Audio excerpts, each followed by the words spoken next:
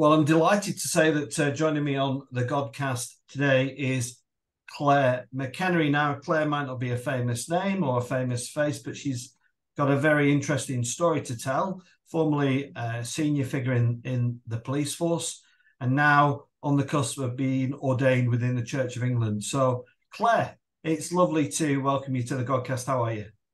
Thank you. I'm really honoured to be asked. Thank you. And just for people who don't know you, you're a Lancashire lass. Very much, as you'll be able to tell from the accent. So this is another very interesting journey from the secular world to the clerical world. Let's go back a bit, Claire, if we can. So your desire to join the police force, for example, when did that start? How old were you? Well, there's a bit of a story behind everything I look into.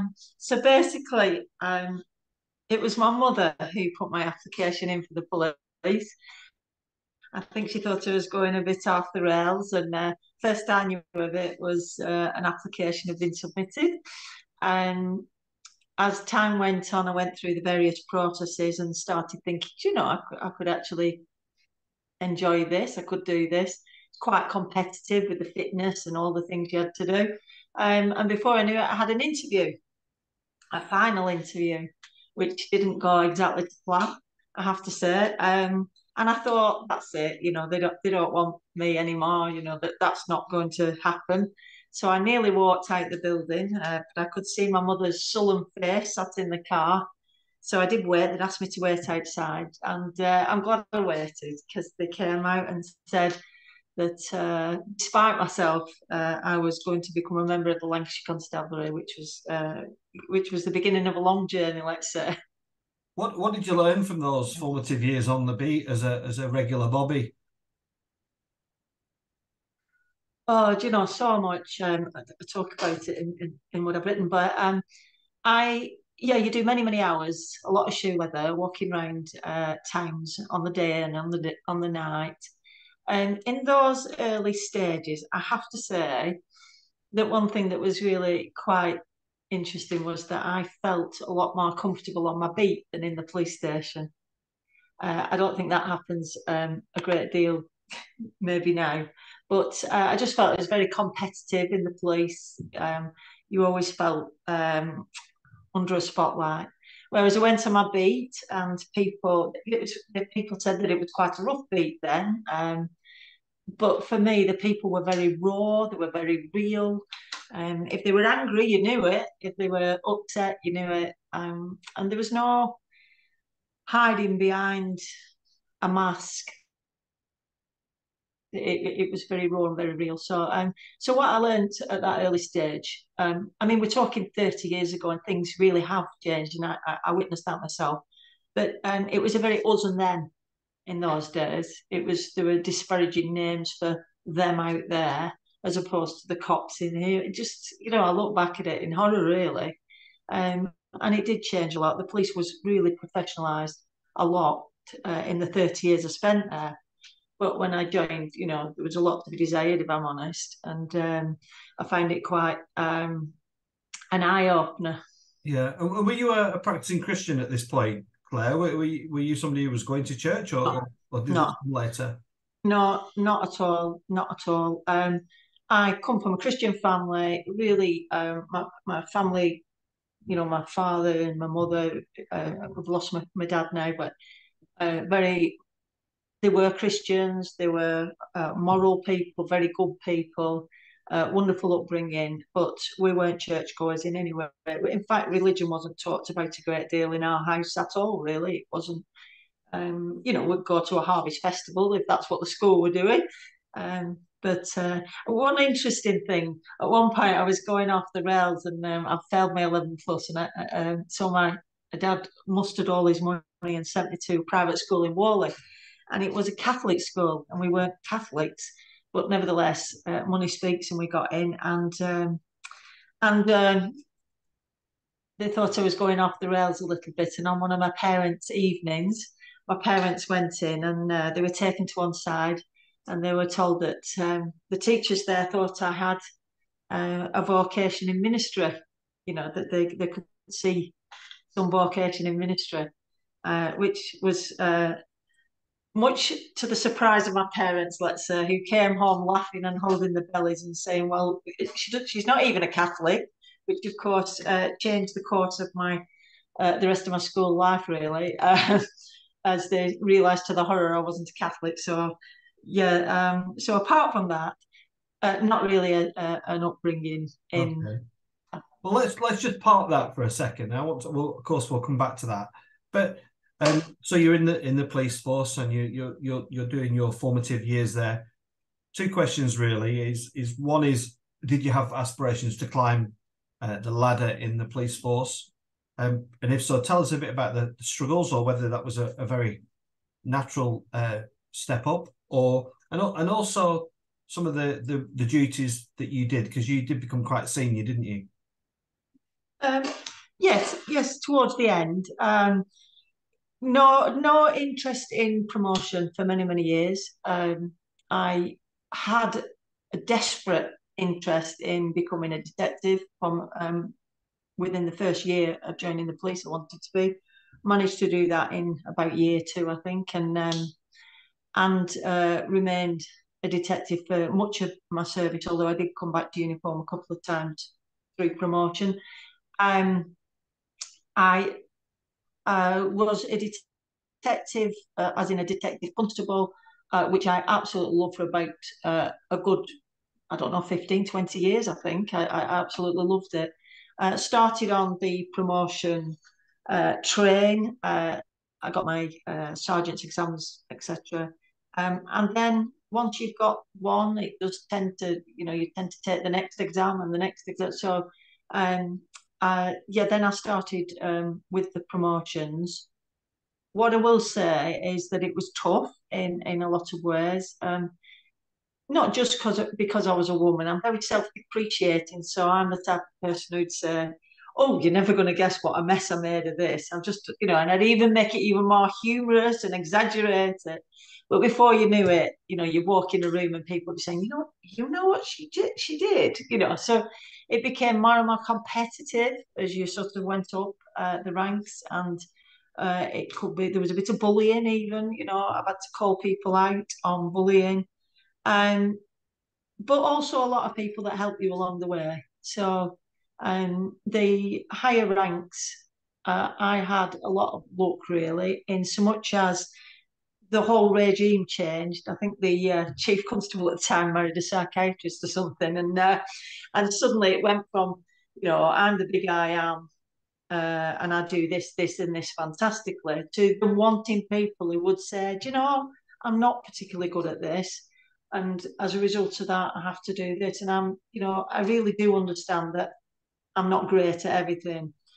So they actually appreciated people that understood themselves a bit better. And I think that went in my favour in the last couple of promotions, really. Which led to what were your promotions, Claire? Yeah, so it's like when somebody talks to me about army, I don't really understand the ranks, So just basically, I was a detective superintendent when I retired. So that's sort of, your detective inspector would run your CID locally, perhaps, and a few departments, and then your chief inspector would probably oversee sort of that sort of town and all the crime and criminality that goes in that. And then superintendent would tend to, for example, I worked at the headquarters and I was in charge of sort of sex offenders for the whole of Lancashire at one point, and public protection. So that was sort of another step, although you've always got somebody above you, wherever you are. And then I think in the end I worked, they also trained me in murder investigation. So I was starting on that journey as well, and ran some of the lower level, or rather, there's no lower level murder, is there? But the murders that were not as difficult to detect. Yeah. So I ended up doing that in the end as well. You clearly have had a window on the other side of life then, haven't you? You have seen some of the extremities that go on in our society. Could you just explain or describe some of those experiences, not in minute detail, but and to do that, to really understand how you dealt with that as an individual, how it made you feel as a person. Yeah. There was a big change when I was in the police, as you can imagine, where a lot of crime initially, we would go to everybody's shed burglary and house burglary and then everything went online. So much crime, as you can imagine, is committed online. So if you think of the child abuse online and abusive videos online. So the police had to change, and we don't have the amount of people to do that, so necessarily. So so criminality changed, and I at the same time was sort of going into the area of child protection, and I was in charge of child death, sudden death in adults as well. When you get into the higher ranks, you're the one that's called out in the night to see if a matter is suspicious or just tragic. I was a hostage negotiator and a suicide intervener, so you were getting called out in nights for that. So you were seeing a lot of death. You were at a lot of postmortems, children's postmortems, adult postmortems, and it's very hard to carry that stuff. And I've often been asked, how did I do it? Because a lot of my colleagues struggled and went off with PTSD. And, I'll give you some examples of that. I took a colleague to child postmortem because they were going to be taking over that line of work. And it was a child's postmortem, and that individual went home and couldn't pick his own child up that night or the night after or the night after. That's PTSD. Couldn't do it. People can be sick. People can, wake up in the middle of the night screaming. But that makes, you think, well, why do I keep doing that? How do I keep doing that? I do think that the reason they put me in that position for such a prolonged time is because I don't have children myself. Maybe that helped. For me, though, there is something in this that's really important, and it's important in the role I'm doing now as well, which is that tragedy is not my tragedy. That tragedy, as awful as it is, and as much empathy as I've got, is their tragedy.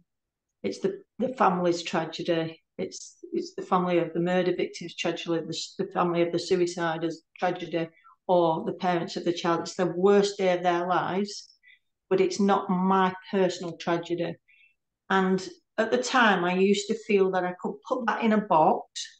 It's not a box that you can't open, but it's a box that's away from me and my life, and I deal with that professionally. Now, funnily enough, I feel like anything like that I take to the foot of the cross. So obviously that's where my faith has helped me to change my thinking on that. And I lay it at Jesus' feet because he can carry the load a lot better and easier than I can. But I think that's where people struggle, is when they hold it as their own tragedy and their own upset. So I think that's something I learned early on. So I take from that, even in those senior roles, you weren't kind of a full-on Christian at that point. No, it's strange actually when I look back because it's all in hindsight. But I've been in various church settings, like everybody else's, weddings, funerals, that kind of thing.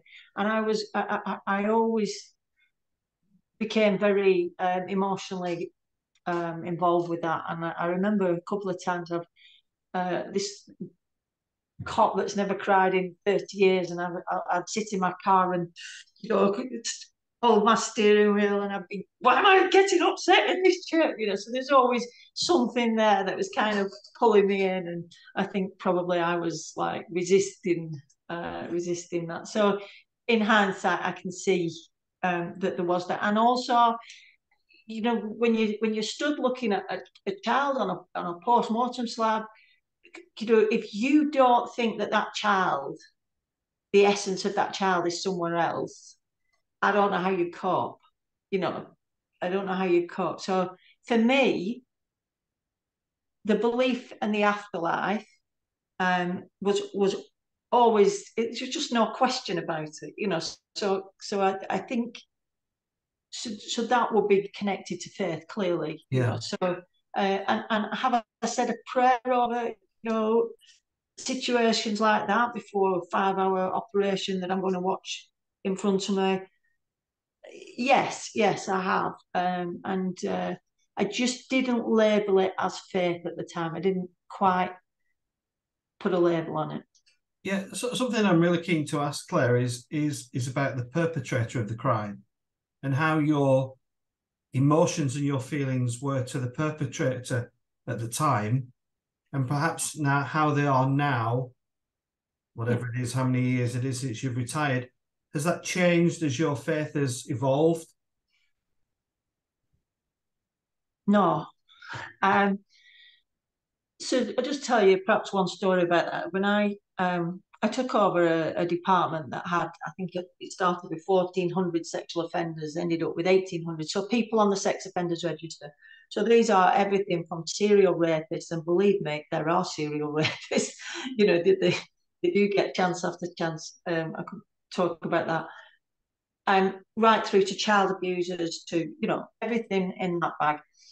And I ran teams of offender managers, police officers that managed those individuals in the community. I was also a MAPA chair, which means a multi-agency public protection chair, that manages the worst criminality that's coming out of the prison estates and into the community, or from psychiatric units. And when I took over that department, I saw the way that police officers treated sex offenders, and basically we were threatening, we were abusive, in my opinion. The way, it was just the way, we treated them as dirt on your shoe. And some people would say, well, so they should be. And to me, you'll get no reciprocity from that. You'll get nothing back from that. So I wanted to change that quite radically.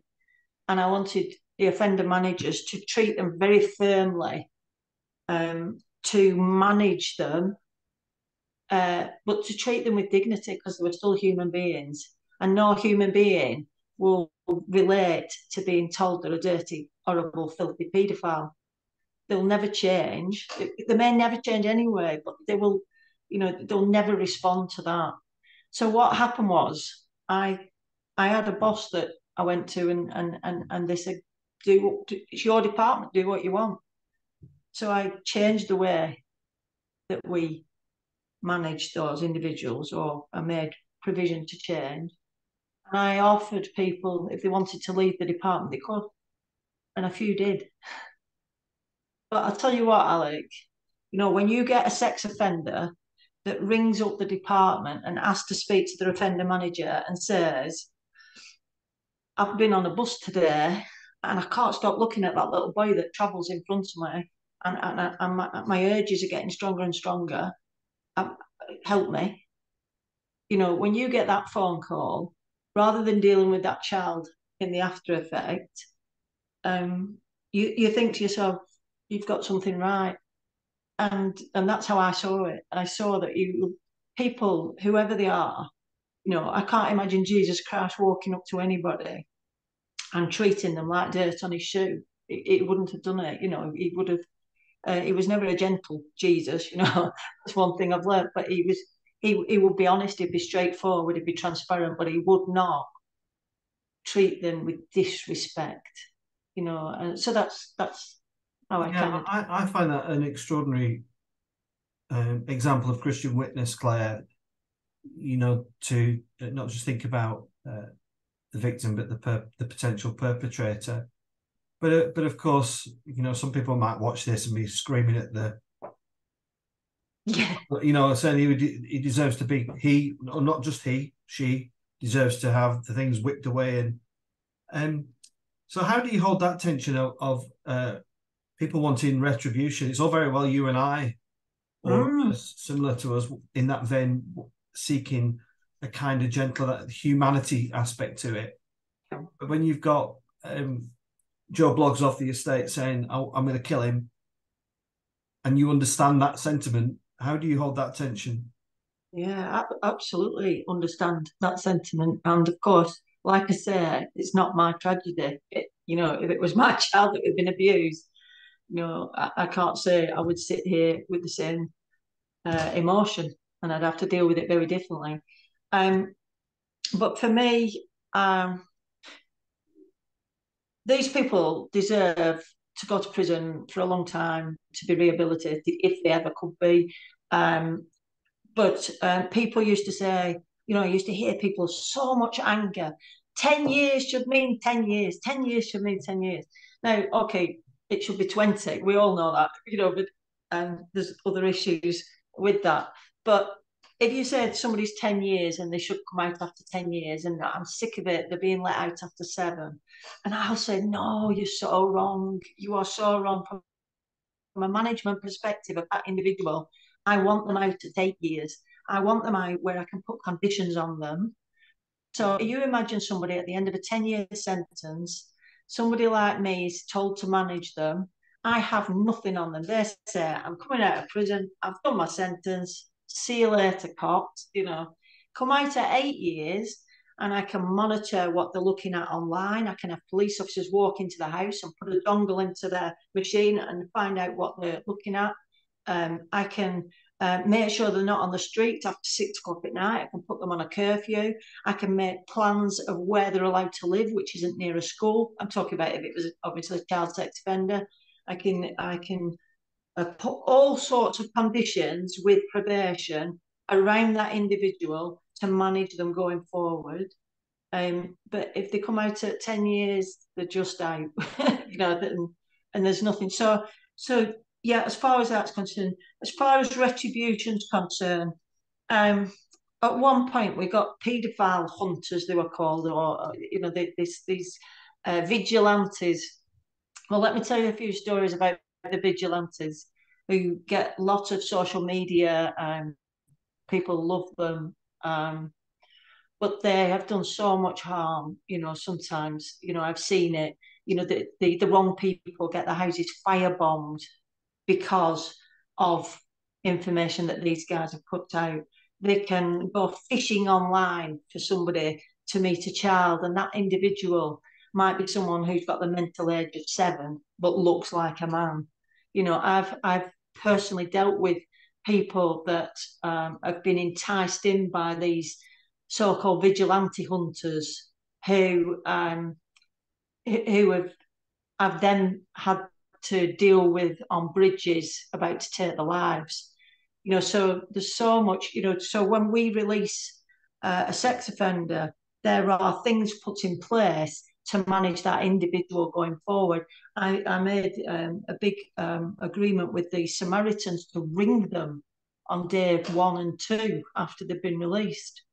But this doesn't happen with these individuals. There's a lot of danger around that.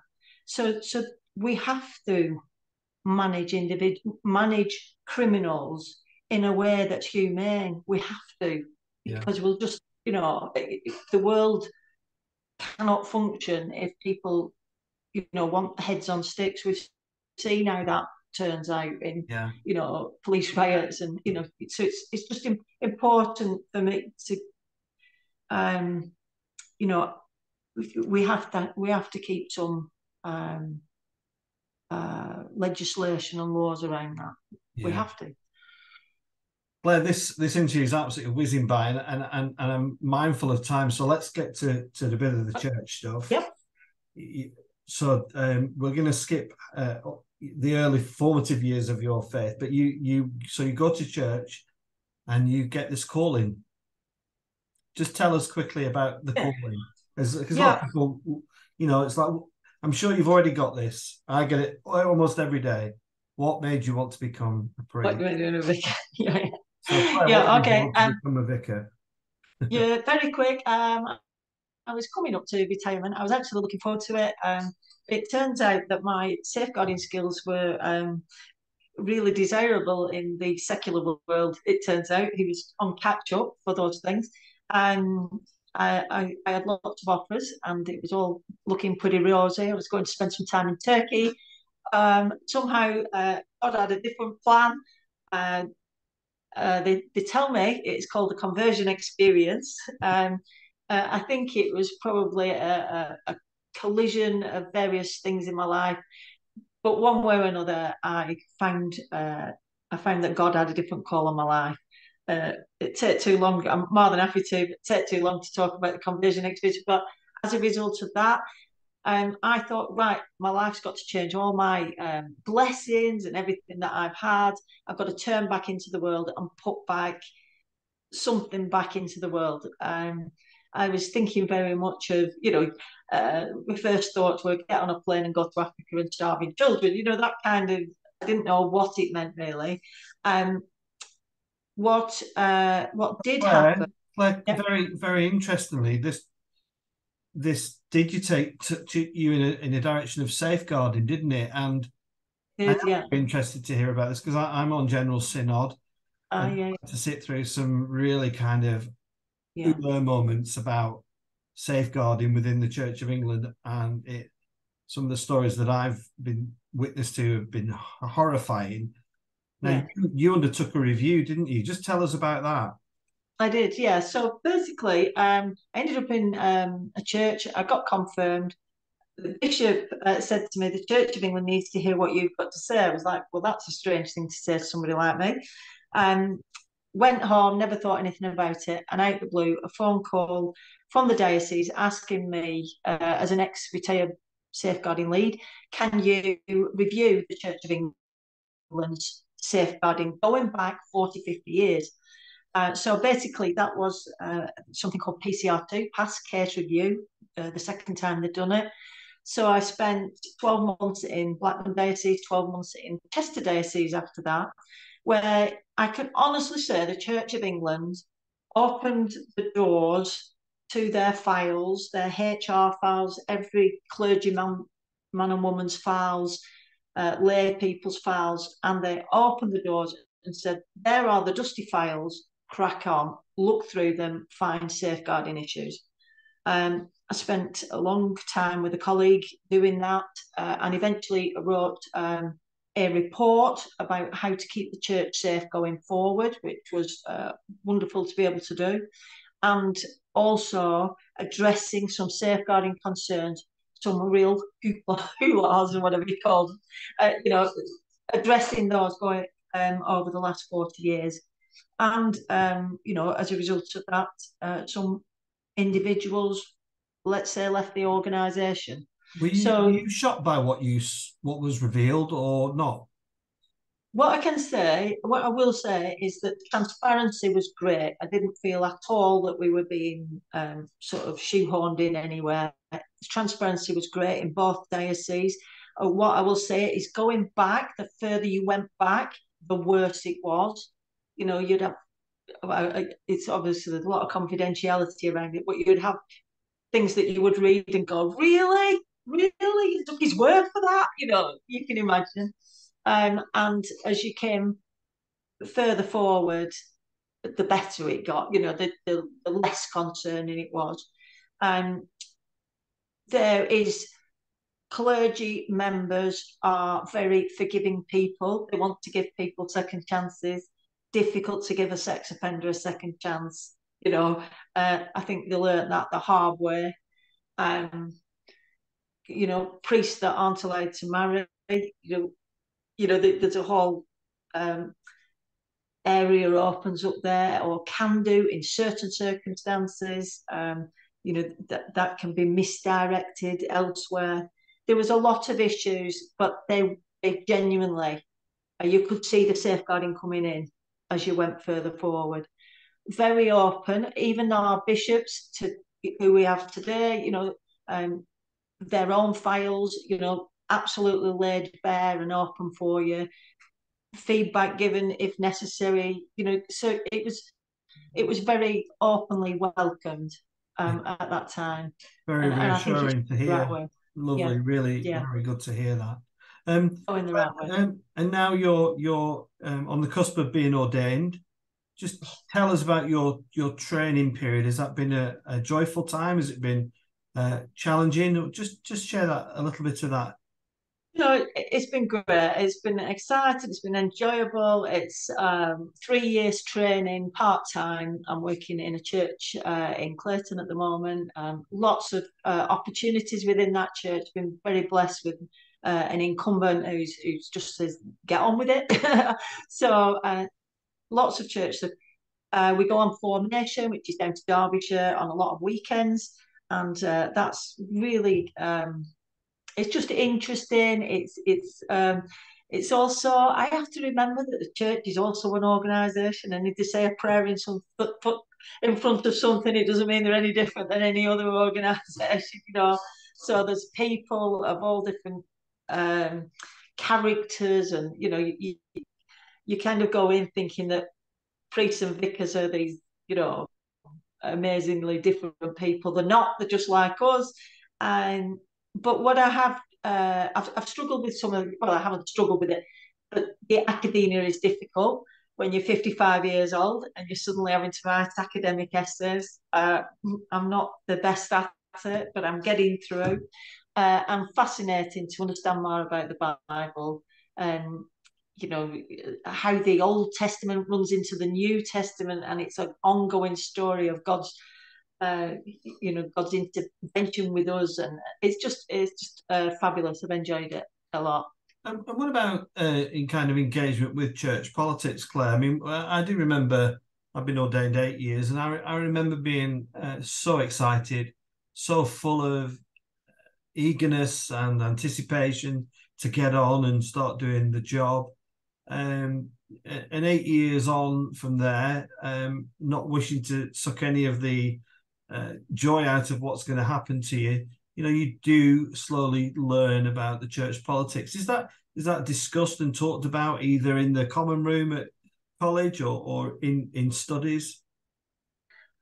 It's really interesting. I think as soon as I realised that I come from a large organisation to a large organisation, so as soon as I sort of got that in my head, that it's like any other large organisation with lots of diverse views, and you've got people who are keen to move on and keep I think that helped me. The coming from the background that I've come, I find it fascinating about denominations and about some people will be absolutely horrified if you've got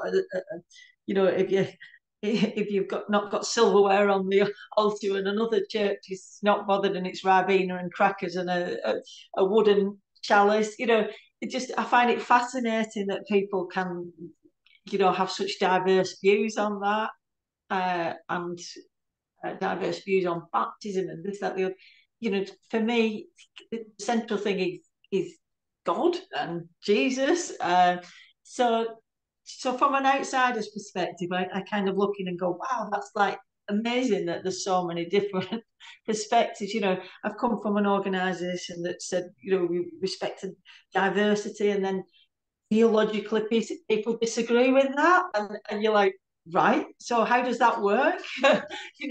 So it's fascinating to be involved with. I've met some amazingly wonderful tutors who will answer your questions, because I'm someone who'll say, well, explain that to me, that's what you think, explain it to me, and convince me. What I don't like is anybody who has an opinion but doesn't want to engage with you on that opinion. If you've got that opinion, then hold it out there and talk to us about it and tell me about it. Don't sort of have a covert opinion. Yeah. So I think that's my thing. But I have to say that there's some it's wonderful to be with so many different people. I mean, the different worship alone, like some people are like, yeah, and other people are like, oh, it's got to be traditional hymns. This is, for people who are listening, this is Emmanuel College, isn't it, that you're with? Yeah. So and Claire, as we kind of we're running on over time, but it's been so interesting. We went to the Holy Land together, not just you and I, of course. We went with a few other people, on a pilgrimage, and I'd been a few years before, and Bishop Philip, the Bishop of Blackburn, said to me that it will change your outlook and your ministry forever. And because I haven't really seen you much since then, do you believe that to be the case for yourself? Oh, it's just amazing in practical ways as well. You know, like when you read the Bible and it's talking about a place, you think, I've been there, I know how to get there. And, you know, when Jesus walked over it, oh, it's quite a long way. Just simply like that. But also just to, it just, there's something about, you know, the emotion wells up in you in that place. You know, you can just, and I never understood the significance of Israel and its history. And you know, obviously there's so much going on there at the minute, and so many innocents caught up in all that. So much, but yeah, it just I don't know. It cemented everything. It brought everything alive, and you know, it's somewhere that there's a part of your heart goes out to that place. You know, you want to go back. You know, you feel that pull. So it's an amazing place, and to feel.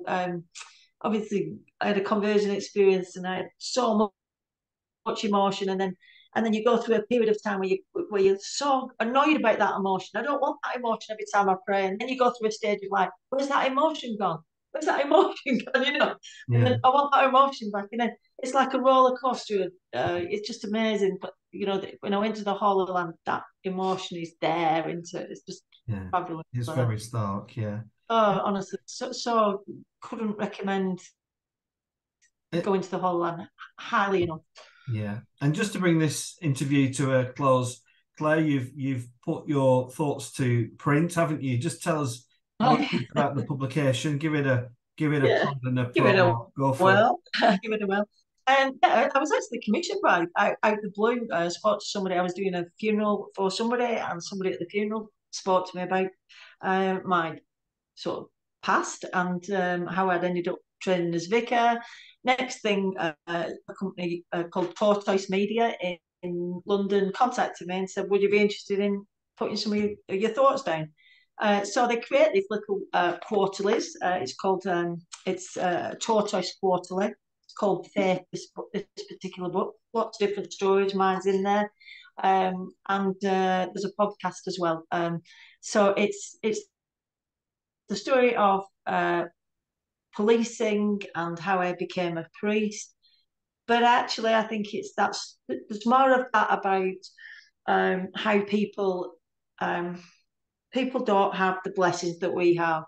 You know, my life has been a dream compared to an individual, for example, that I talk about in the book called Stuart, and it really does give you that sense of, you know, how dare we judge people when they've had everything so different than us. We don't realise how privileged we are. Wow. And so if anything comes out of that, I just hope that somebody would sort of read the story of Stuart, which is one of the stories in there about a man who unfortunately is with us now, but had no chance in life, you know. So you can I've written it down here actually because I'm not brilliant how to get it. The quarterly, if you just go onto Tortoise Media and you mention the name Shell Out, apparently you can get 20% discount off that. And there's a podcast on the Slow Newscast, Tortoise Media. If you just put Claire McEnery in Google and put um,